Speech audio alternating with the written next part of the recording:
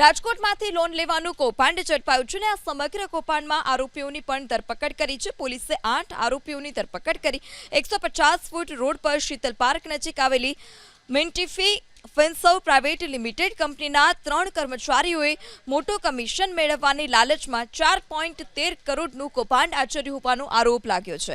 છેલ્લા 1.5 વર્ષથી બોગસ દસ્તાવેજના આધારે લોન મંજૂર કરાવવાનું કૌભાંડ આચરવામાં આવતું હતું. કંપનીના લીગલ મેનેજરે કંપની સાથે સંકળાયેલા 3 કર્મચારીઓ તેમજ 25 લોનધારક સહિત 28 વ્યક્તિઓ વિરુદ્ધ છેતરપિંડી સહિતની કલમો હેઠળ યુનિવર્સિટી પોલીસ સ્ટેશનમાં ફરિયાદ નોંધાવી હતી. ફરિયાદને આધારે પોલીસે 8 જેટલા જે આરોપીઓ છે તેની ધરપકડ કરી છે.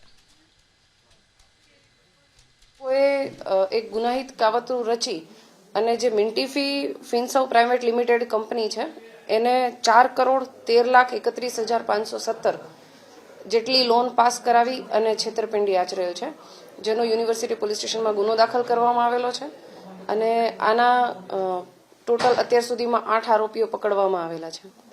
અત્યાર સુધી જે આ છેતરપિંડી થઈ છે એવી ટોટલ 13 લોન આપવામાં આવેલી છે. એમાં મેં કહ્યું એ રીતે કોઈ 40 લાખની છે, કોઈ 30 લાખની છે, એવી અલગ અલગ અમાઉન્ટની છે.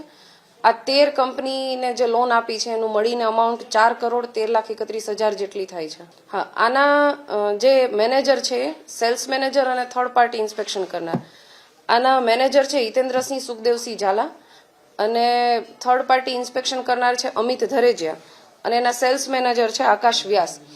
આ જે વ્યક્તિ લોન અપ્લાય કરે એની જે લોન સેન્કશન થાય એના અમુક પર્સન્ટેજ જે થર્ડ પાર્ટી ઇન્સ્પેક્શન કરનાર છે એ આ ખોટા ફોર્મ ભરવા માટે અથવા તો ખોટા બિલ રજૂ કરવા માટે એની પાસેથી કમિશન મેળવતા હતા. એ જ રીતે સેલ્સ મેનેજર છે એ અને મેનેજર આ પણ કમિશન મેળવતા હતા.